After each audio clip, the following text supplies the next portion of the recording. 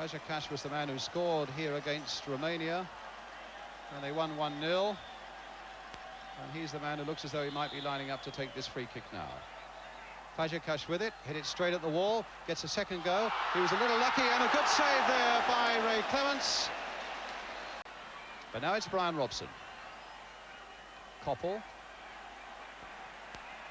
Flick wide for Phil Neal on the far side there. Koppel. In again now for McDermott. Can he cross it in there? Brooking! And it's there! Oh, brilliant. England have scored, and Trevor Brooking has done it. Well, that was a marvellous break, and it's incredible the number of times that Brooking gets these important goals in these last 2 or 3 years. McDermott was right in there. Brooking only half hit it, but Kadric could do nothing about it, and England, against the odds, have gone into the lead. John?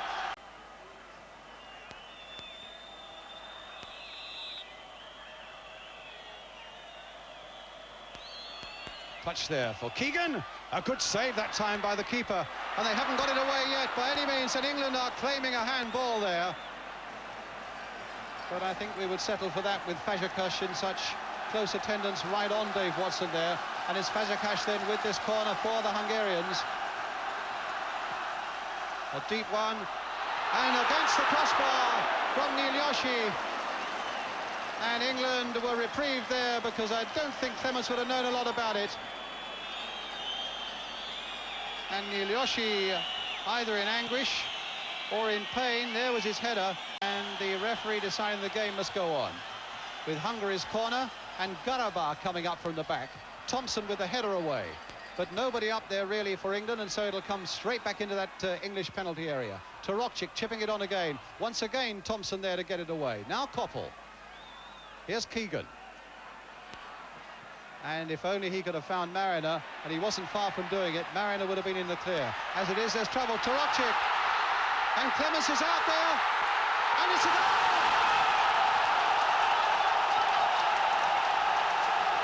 It's Garabah, the defender, who's done it.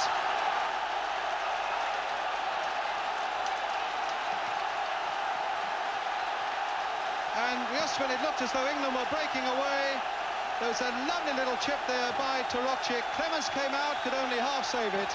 And in the end, it makes it 1-1.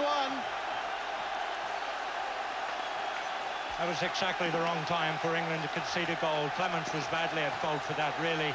He ought to gobbled that one up. He didn't get his body behind the ball at all. Slipped out of his hands, and the fella just stuck it in the back of the net. That's terribly unjust, I think, from England's point of view. So Quiche and Brooking the scorers, and a desperate end to the first half for England, having got into the lead. The ball flicked on there, Clements coming out. Well, the scoreboard says Quiche. My look was Garabah, but whatever it was, it's 1-1.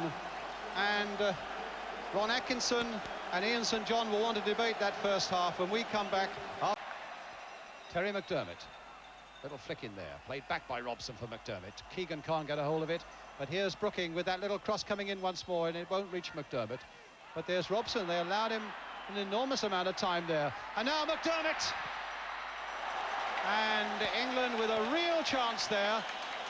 And for just one moment, it looked as though Terry McDermott froze when he found him in behind their back four. So we need to look for midfield men running at defenders. There's Brooking playing a good quick ball for Mariner, who's released down the left, and Keegan's made a break into the middle. Heads over that one. Oh, just past the post there as Robson and McDermott came roaring in there, and it's McDermott who got the shot in. Great break here, and a lovely ball from Brooking. Mariner playing it in, Keegan the dummy, and McDermott that shot that's wide of the post. Mariner again, played first time that time by Robson for Koppel, and the pass reached him, and the Hungarian fans thought that Varga should have got to that one. McDermott playing it in towards Keegan! And Mariner was behind him, and again the ball flung in quickly there, almost caught the Hungarians out. And Garabah sprawling his way all over Mariner there. He's known as a big tough boy, this fellow, this number 6 who scored the Hungarian goal, and quite rightly a free kick's given against him there. Here's Brooking for England, trying to set something up. A little dummy that puts Koppel in by the byline, and a low cross which Balint got away. Neil with a chance to cross it in there once more, but maybe he'll try and find Koppel down that flank. No, it's in here for Keegan. Played back for Brooking. Terrific goal! A terrific goal by Brooking, and England are back in the lead. Look at the ball caught up in the corner there. A beautiful move and a magnificent finish, and again the Hungarians are stunned. Played in there, back by Keegan. Brooking really whacking it up into the corner there, and England are back in the lead. That was a fabulous little ball in by Phil Neal, and Keegan came onto it, knocked it back to Brooking, and you see the end result. That was a great little move, and got its just reward at the end of the day, and that puts England in front again. England standing steady at the back. Keegan back there, finding Koppel, played into space there. Once more for Keegan, and Mariner's onside. He's onside with the keeper to beat. Can this be number 3? Can Mariner do it? He can't.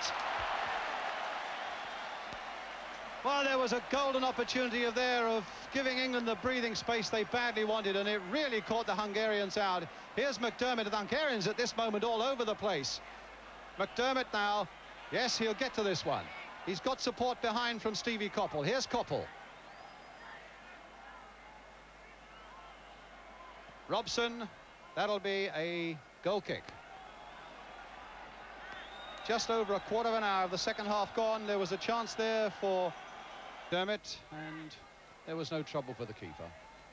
The throw releasing Kish, and here go the Hungarians again. Really running at people, and Kish going all the way. And he misses. My word, how vulnerable England were in defence there. There are fists raised in anger all around me amongst the Hungarian fans. They really thought that Kish had done it there. And in fact, he was allowed to absolutely go right through that England defence. But then his nerve and his skill deserted him right at the end there. And there's a pass given away to Paul Mariner. Keegan outside him, and Keegan on his own. Onside. Can he make it 3 now, Kevin? Keegan. No, he can't. And he's got a penalty, has he? He has indeed. A penalty. Now, this is a chance then for England to make it 3. Keegan inside the box, down he goes. The referee, without any doubt in his mind, saying it's a penalty, and the responsibility of that falls to the England captain, Kevin Keegan. Facing 6'5", Bela Kadzierz, with the chance of putting his England side into a very positive 3-1 lead. Can Keegan do it? Yes, he can! And England go into a 3-1 lead with 17 minutes to go. Not the most firmly struck penalty, but the right result. Clements organising the wall. Torokchik, I imagine, might try something here. Balint is also lined up behind it, having a bang at the goal and at the wall.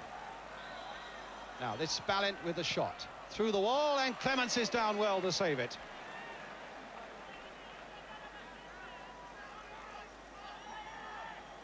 Keegan.